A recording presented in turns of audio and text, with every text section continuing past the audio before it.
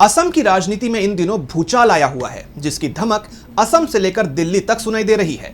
एक तरफ है सीएम हिमंता बिस्वा शर्मा, जो अपने तीखे बयानों और सनसनीखेज आरोपों से सुर्खियों में हैं, तो दूसरी तरफ है कांग्रेस सांसद और लोकसभा में विपक्ष के उपनेता गौरव गोगोई, जो उनके हर हमले का करारा जवाब दे रहे हैं।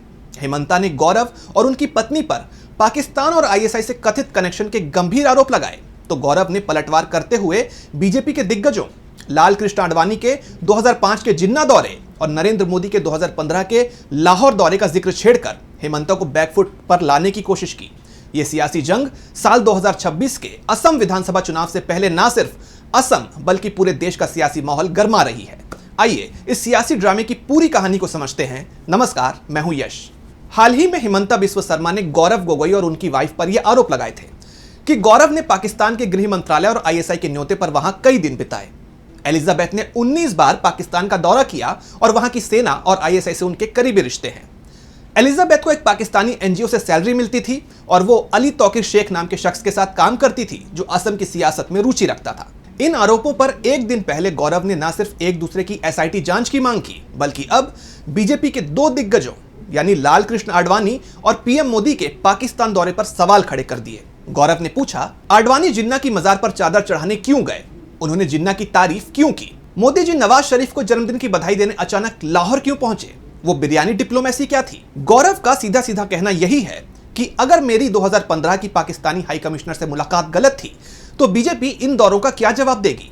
उन्होंने बताया कि 2015 में उनका delegation high commissioner Abdul Basit से मिला था। ये कोई गुप्त मीटिंग नहीं थी। कश्मीर, आतंकवाद और युद्ध जैसे मुद्दों पर तीखे सवाल हुए थे और एक पत्रकार भी वहां था जिसने इसकी खबर छापी थी। एक दिन पहले ही गौरव ने सवाल उठाया था कि क्या भारत सरकार की इजाजत के बिना कोई पाकिस्तान जा सकता है?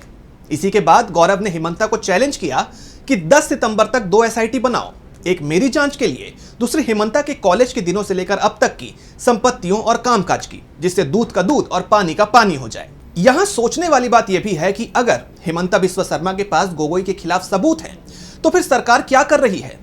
राज्य में बीजेपी की सरकार है, केंद्र में बीजेपी बैठी हुई है, और अगर आपको लगता है कि आपके आरोप पुख्ता हैं और मामला देशहित का है, तो फिर कार्रवाई में किस बात की देरी? यही देरी हिमंता बिस्वा शर्मा के दावों पर सवालिया निशान खड़े कर रही है। गौरव ने तो इन आरोपों को सिरे से खारिज कर इसे बीजेपी की सियासी चाल करार दिया है। उनका कहना है कि हिमंता 2026 के चुनाव में हार के डर से ये सब कर रहे हैं।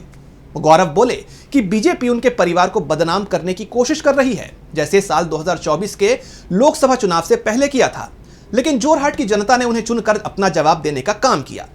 गौरव ने आडवाणी और मोदी के पाकिस्तान दौरे का मुद्दा उठाकर बीजेपी के दोहरे रवैये पर सवाल उठाया है। उन्होंने कहा कि 2015 में जब नरेंद्र मोदी लाहौर गए तो हिमंता ने ट्वीट किया था, सुखद हाव भाव। गौरव ने तंज कसा, जब बीजेपी के नेता पाकिस्तान जाते हैं तो वो डिप्लोमेसी है, और जब मैं मुलाकात करता हूं तो आईएसआई का एजेंट हूं। अब यहां हिमंता और गौरव दोनों ने 10 सितंबर 2025 की डेडलाइन तय की है। हिमंता कहते हैं कि वो इस डेट को सबूत पेश करेंगे, वरना इस्तीफा दे देंगे। गौरव ने भी 2 एसआईटी की मांग की है। अगर एसआईटी को गौरव के खिलाफ कोई पक्का सबूत नहीं मिला, तो यह हिमंता के लिए उल्टा पड़ सकता है। वहीं गौरव का बीजेपी दिग्गजों पर हमला पार्टी को असहज कर रहा है।